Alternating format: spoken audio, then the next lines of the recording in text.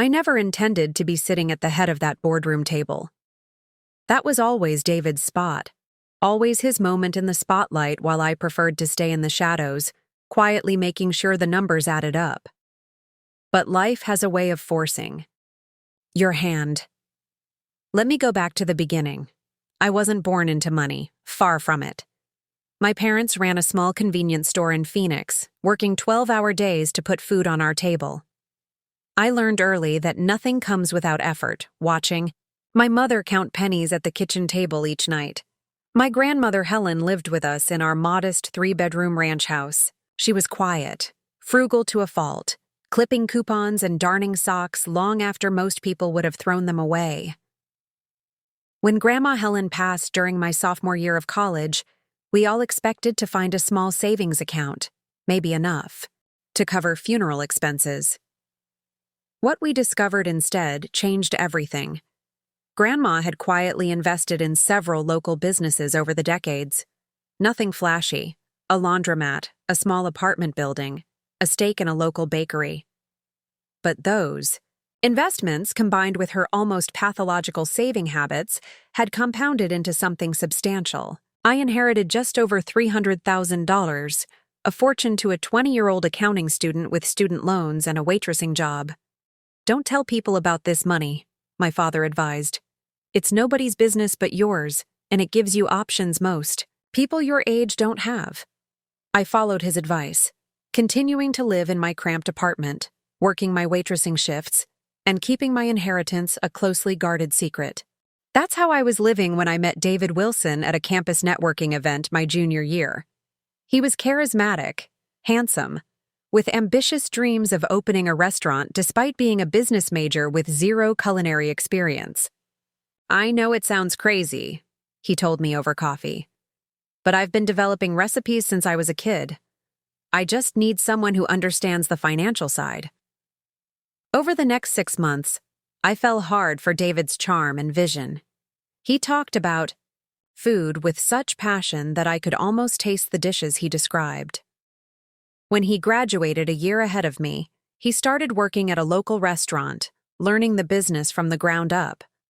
By the time I finished my degree, David had refined his concept, a modern take on comfort food with local ingredients, and found a location in an up-and-coming neighborhood. The only thing he didn't have was capital. I just need about $50,000 to secure the space and start renovations, he said one night. I've applied for loans but without collateral or experience. I remember that moment so clearly, sitting at my tiny kitchen table, calculator in hand, looking at the business plan he'd created. It was good, but not great. The financial projections were optimistic at best, delusional at worst. But I saw potential beneath the flaws. What if I invested? I asked. David looked stunned. You? But you're just starting your accounting career. I hesitated only briefly before revealing my secret. My grandmother left me some money. I've been saving it for something important. What I didn't say, I've been saving it for something important to me. And somehow, over those months, David's dream had become mine too. The next day, I met with my family's attorney, Mr. Brennan, who had helped manage my grandmother's investments. If you're going to do this, he said, reviewing David's business plan, let's make sure you're protected. At Mr. Brennan's insistence, we created a proper legal structure. I would own 67% of the restaurant, with David holding the remaining 33%. I provided $200,000 in startup capital, far more than the $50,000 David had initially requested, giving us a proper cushion for the inevitable challenges ahead. Have him read everything before signing, Mr. Brennan advised, handing me the stack of documents. Make sure he understands that while he'll be running daily operations, you maintain controlling interest. David signed the papers with barely a glance, excited to get started. The legal stuff is your domain anyway, he said, kissing me on the cheek. I trust you completely. 3 months later, Homestead opened its doors. David was in his element, charming. Customers, directing the small kitchen staff, becoming the face of our restaurant. I kept the books balanced, managed payroll, and handled the unglamorous but essential administrative tasks. We were a perfect team. That's where Amanda entered our story. She applied as a hostess, a recent transplant to Arizona with an infectious laugh and a warm personality that put customers at ease. I liked her immediately, and she quickly became more than an employee. We started having coffee before shifts, sharing stories about our lives. She became my first real friend since college. As Homestead's popularity grew, so did David's ambitions. "We should open a second location," he announced 18 months in, presenting me with a business plan far more polished than his first. "I've found the perfect spot downtown." The numbers made sense. Our first location was turning a steady profit, and a downtown restaurant would attract a different clientele. I approved the expansion, investing another substantial portion of my inheritance. With each success, David became more visible, giving interviews to local food blogs, appearing on morning TV segments. I remained in the background, the quiet architect of our financial foundation. Most people assumed David was the sole owner, something he never corrected. I didn't mind. I've never craved the spotlight. By our 5th anniversary, we had 4 locations across Arizona, a loyal customer base, and a reputation for quality that had restaurants turning profits within months of opening. David had become a minor local celebrity, while I remained virtually unknown outside our immediate circle. "You built this as much as I did," David would sometimes say, usually after a few drinks at our anniversary celebrations. More, probably. But those acknowledgments grew less frequent as our success mounted. Our foundation seemed rock solid, but like glass, it appeared transparent and sturdy while concealing invisible stress points. I didn't realize then how easily it could shatter, or that the cracks had already begun to form. Our 10-year anniversary. Celebration at Homestead's flagship location should have been perfect. David had arranged for a private party after closing hours. Just us, our core staff, and a few close friends. The restaurant was beautifully decorated with cream roses and flickering candles, a nod to our wedding day. As I watched David move through the room, glass of champagne in hand, I felt a flicker of the same pride and affection that had carried us through the past decade. But something felt off. I couldn't place it at first, just a nagging feeling at the back of my mind. It started with small things. David had always been meticulous about his appearance, but lately there was something different. A new cologne replaced the one I'd given him 3 Christmases ago. His wardrobe had gradually shifted to include designer shirts I didn't recognize. His phone, once casually left on countertops or bedside tables, was now perpetually in his pocket, screen down when not in use, newly protected by a passcode I didn't know. "New security measures," he'd explained with a casual shrug when I'd tried to use his phone to call mine during a dinner when I couldn't find it. "The restaurant's financial data is too sensitive to risk." I nodded, not mentioning that as the financial director, I knew exactly what was and wasn't on his phone. Amanda changed too. Our morning coffee ritual dwindled to occasional quick chats. Between shifts, her warm hugs became brief shoulder pats. When our eyes met during staff meetings, she'd quickly look away, suddenly fascinated by her notepad. Her appearance transformed gradually. Designer clothes replacing her former casual style, highlights in her hair that probably cost more than a week's salary. "Just treating myself," she'd say when I complimented her new look. "Life's too short to not feel good about yourself." I didn't think much of these changes until Nancy, one of our regular customers at the downtown location, stopped me one afternoon as I was reviewing inventory. "Lauren," she said, looking uncomfortable, "I don't know if I should mention this, but I saw David last weekend at that new wine bar in Gilbert." "Oh?" I kept my tone neutral. Gilbert was a 30-minute drive from our home. "He was with a woman. I think it might have been your friend, the pretty hostess. They seemed," she hesitated, "close." My stomach tightened, but I managed to smile. Probably discussing restaurant business. Thanks for letting me know, Nancy. That night, I asked David about it casually over dinner. Gilbert? No, I was at the Scottsdale location all weekend, he replied without looking up from his plate. The new chef needed training. His lie landed between us like a physical object. I could almost see it there on our dining table, next to the salad bowl. The next morning, I called our Scottsdale manager on a pretext and casually asked how the chef training had gone. What training? He asked, confused. David hasn't been here in 2 weeks. I began paying attention in ways I hadn't before. David's late nights at the restaurants became more frequent. Text notifications would cause him to step outside to take calls.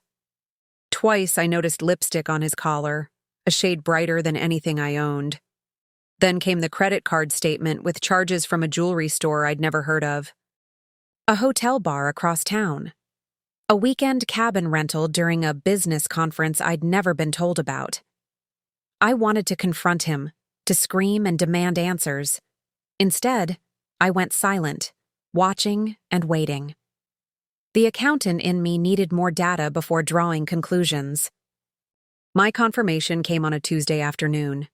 I was using David's iPad to order supplies, something I'd done 100 times before, when his messages synced.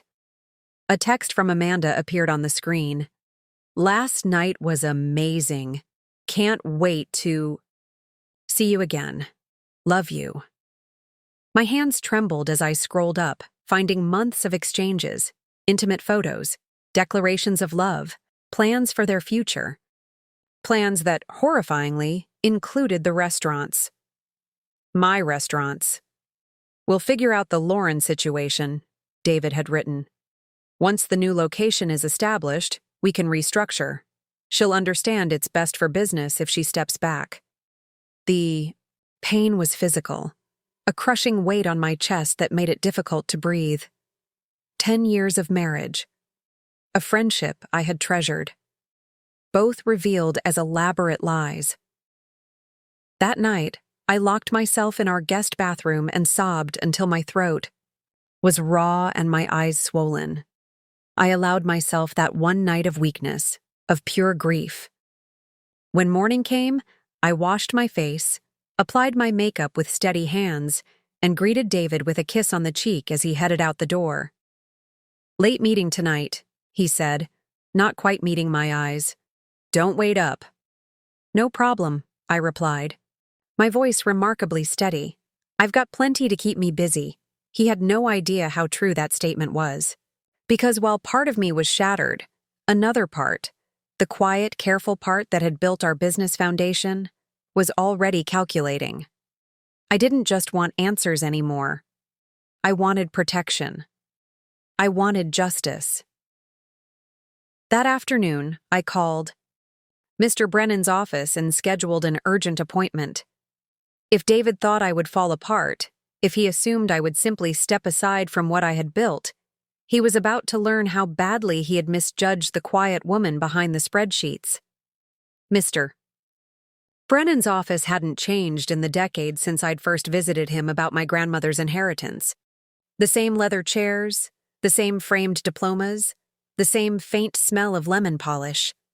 But I had changed, walking in not as an uncertain young woman, but as someone whose life was imploding, yet determined not to be buried in the rubble.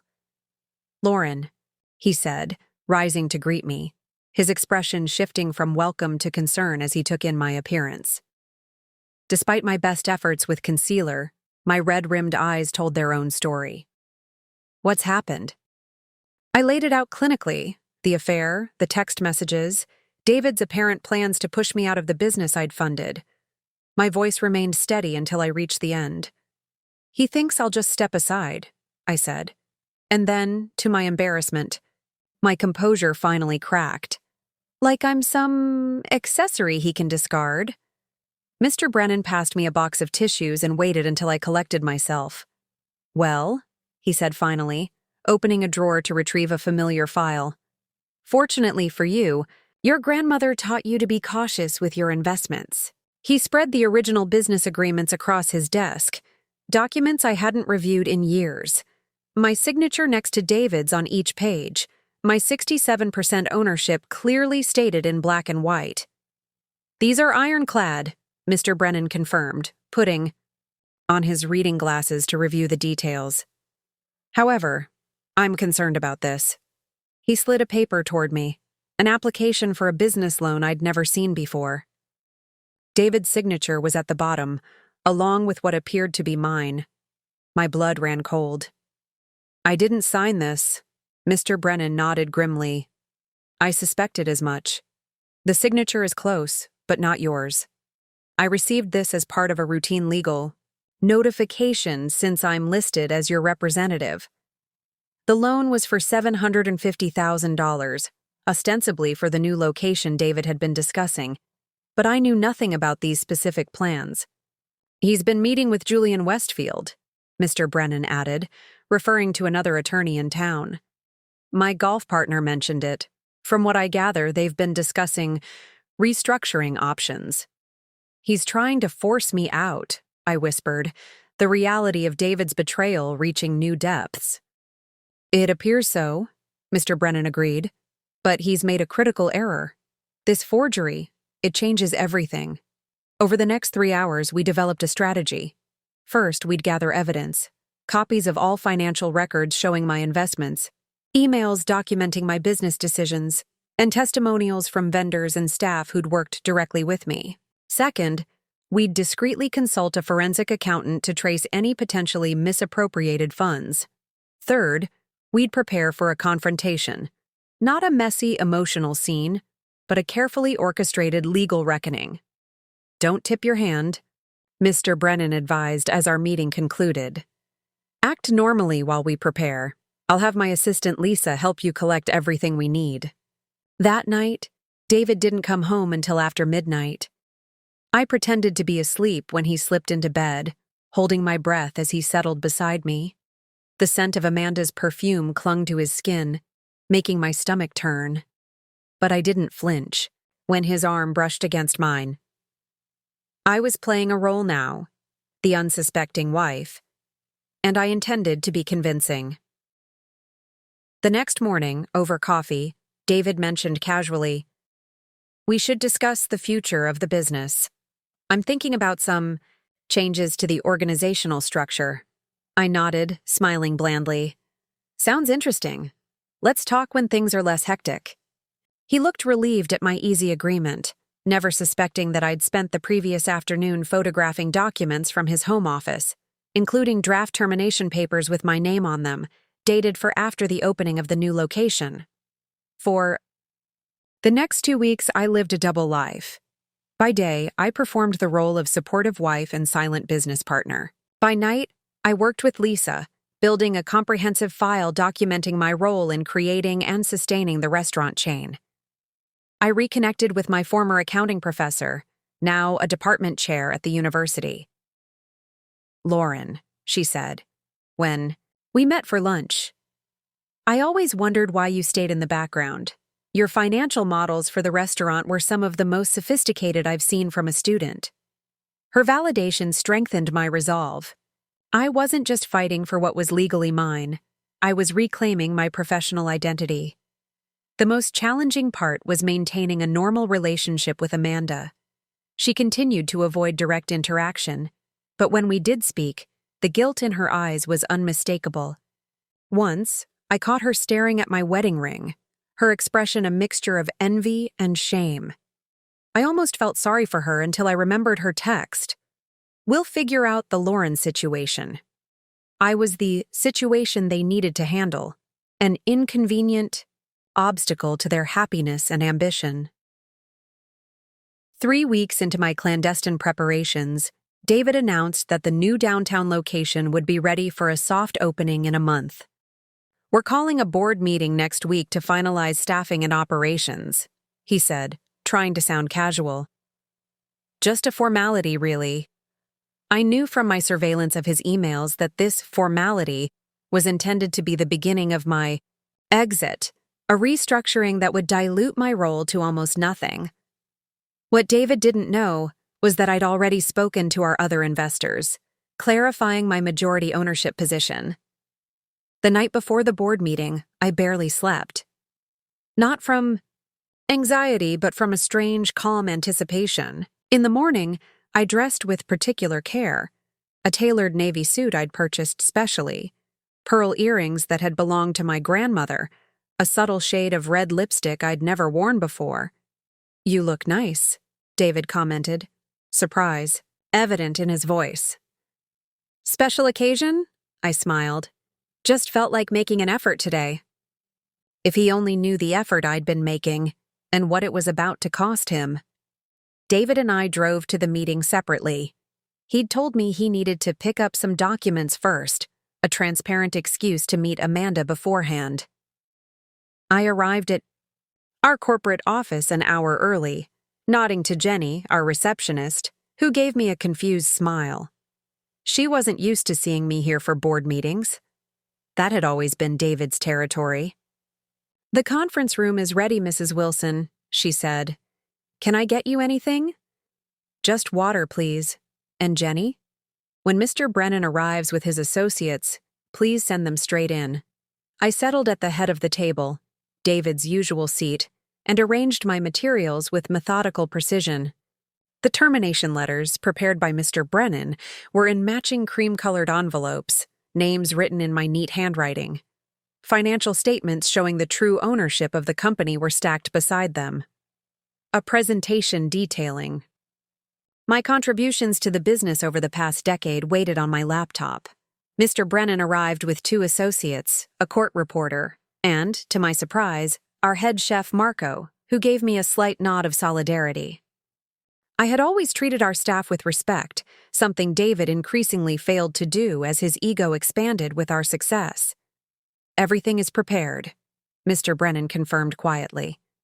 "Are you ready, Lauren?" I took a deep breath, feeling strangely calm. I've been ready for weeks. The other board members trickled in, our minority investors and 2 restaurant industry consultants who'd been with us since the beginning. They seemed surprised to see me seated at the head of the table but took their usual places without comment. At TU, exactly 10 a.m., I heard them in the hallway, David's booming laugh mingling with Amanda's lighter one. Through the glass wall of the conference room, I watched them approach, heads bent close together. Amanda whispered something that made David throw his head back in amusement. They looked like co-conspirators savoring a private joke. Perhaps they were. Perhaps I was the joke. The laughter died on their lips as they entered the room. David's eyes darted from me to Mr. Brennan, then to Marco and the court reporter, his expression shifting from confusion to wariness in an instant. "Lauren," he said, recovering quickly, flashing the charming smile that had once made my heart race. "I didn't expect you to beat us here, and you've brought guests." "These aren't guests, David. These are our legal representatives." I gestured to the empty seats across from me. "Please, both of you, sit down. We have important business to discuss." Amanda paled, her hand unconsciously reaching toward David before she caught herself and let it fall to her side. They took their seats, exchanging glances that spoke volumes. "I thought we were discussing the new location today," David said, his voice carefully neutral as he pulled out a folder of his own. "I've prepared some projections." "That won't be necessary," I interrupted, my voice steadier than I'd expected. "Today's agenda has changed." Mr. Brennan slid a document toward David. "This is a certified copy of the original business agreement establishing ownership of Homestead Restaurants, LLC.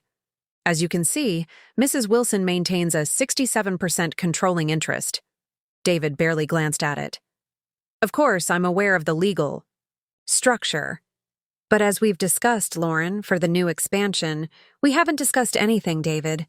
I met his eyes directly. "Just as we haven't discussed your meetings with Julian Westfield about diluting my ownership, or the loan application with my forged signature, or your plans for what you called the Lauren situation." The color drained from his face. Amanda looked between us, confusion giving way to alarm. "What is this?" she asked, her voice a nervous whisper. This, I said, sliding an envelope toward each of them, is the consequence of betrayal, both personal and professional. David tore open his envelope, scanning the contents with increasingly frantic eyes. Termination? You can't. I can and I have, I cut in, effective immediately. As majority owner, I am removing both of you from your positions within the company. Amanda opened her envelope with trembling fingers. But I don't understand. David said he was going to make me manager of the new location. He said many things that weren't true. I finished for her. To both of us. David's shock gave way to anger. He slammed his palm on the table. This is ridiculous. I built this company from nothing. I am Homestead. Are you? I opened my laptop, turning. It's so everyone could see the screen. Because these financial records show that I provided all initial capital and 80% of expansion funding. These emails demonstrate my role in menu planning, location scouting, and operational decisions. And these vendor statements confirm who they've actually been working with for the past decade.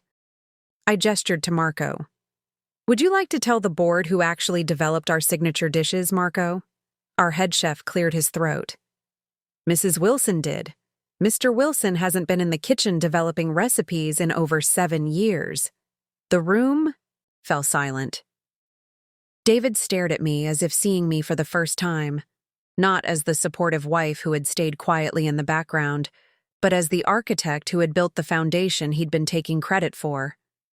You have until the end of the day to clear out your personal belongings, I continued, surprised by the calm detachment in my voice. Security will escort you.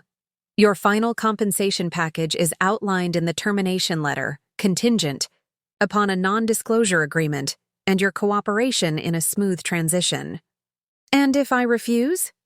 David challenged. Though his voice lacked conviction, Mr. Brennan stepped in. Then Mrs. Wilson will pursue legal action regarding the forged loan documents, which would involve the police and likely result in fraud charges. The fight seemed to drain out of David all at once. He looked at Amanda, who was openly crying now, mascara tracking down her cheeks. You planned this, he said to me, accusation in his tone. All while pretending nothing was wrong. I didn't respond. I didn't need to. Instead, I gathered my papers and stood, signaling the end of the meeting. The board will reconvene tomorrow to discuss restructuring and the future of the company, I announced to the stunned faces around the table. Thank you for your time.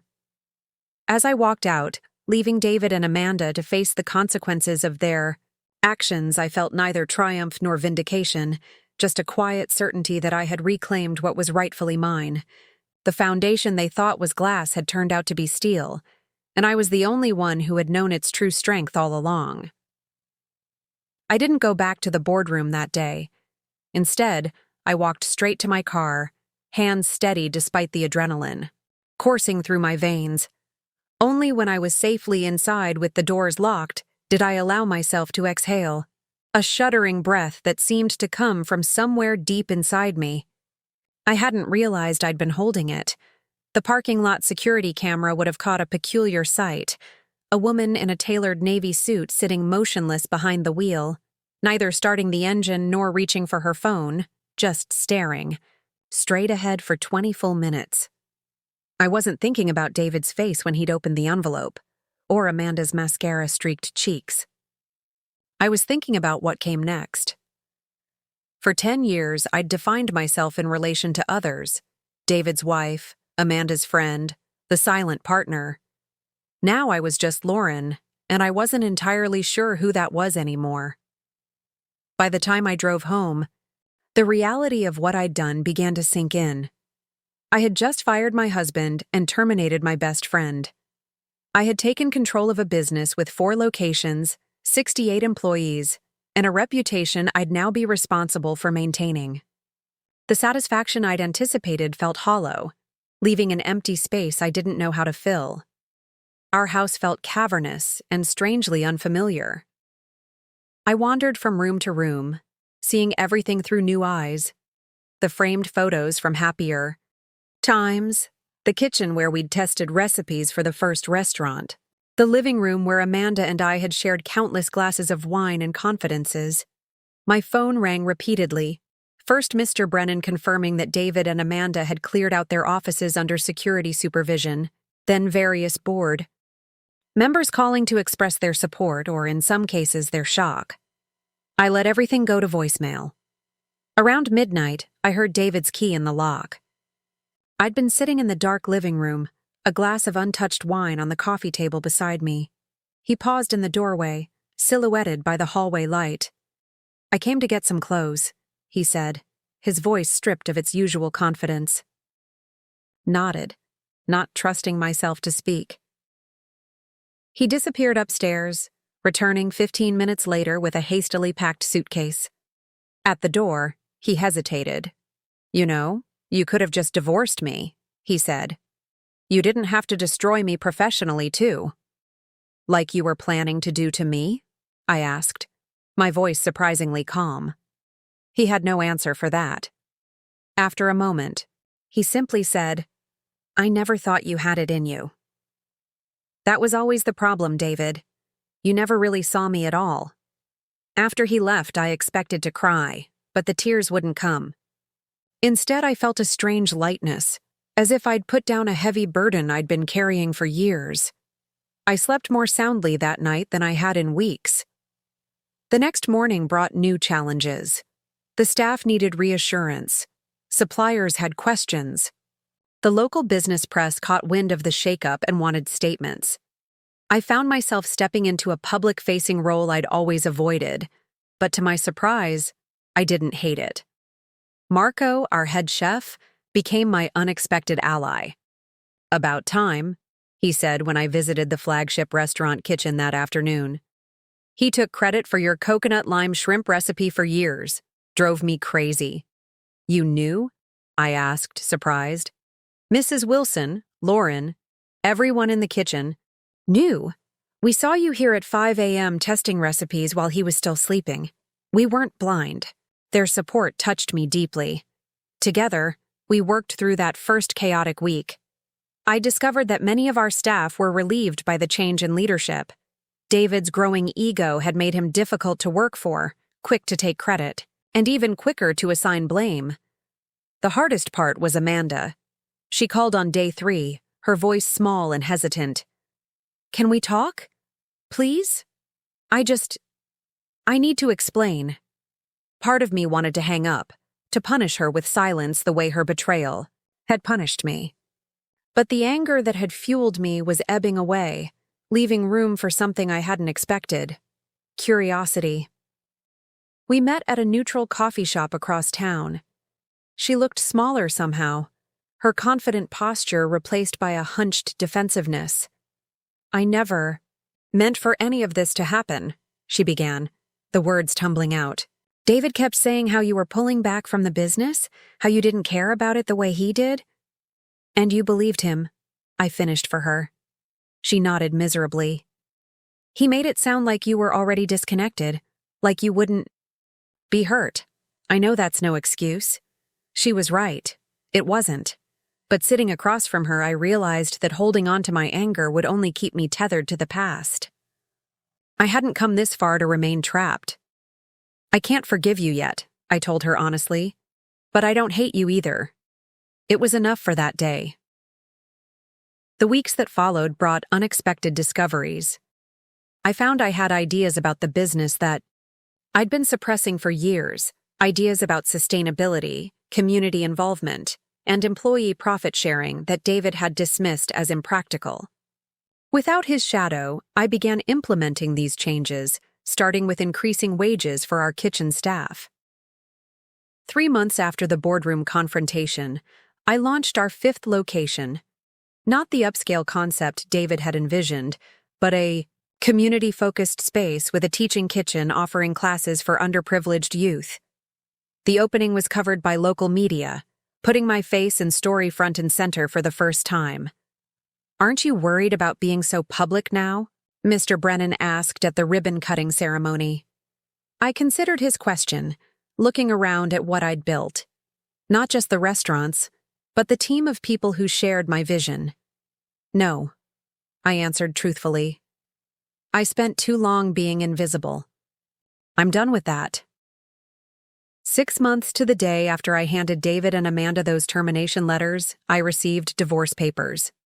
They came without a note, just David's signature on the appropriate lines. I signed them the same afternoon and returned them via courier. That evening, I walked through our flagship restaurant during the dinner rush. Tables were full, servers moved efficiently between them, and from the kitchen came the familiar symphony of clattering pans and sizzling grills. It wasn't revenge that filled me as I watched our customers enjoying their meals. It was something quieter and more lasting. Pride. The foundation hadn't been glass after all. It had been something much stronger. Something I had built and would continue to build upon, not in anyone's shadow, but in the full light of day.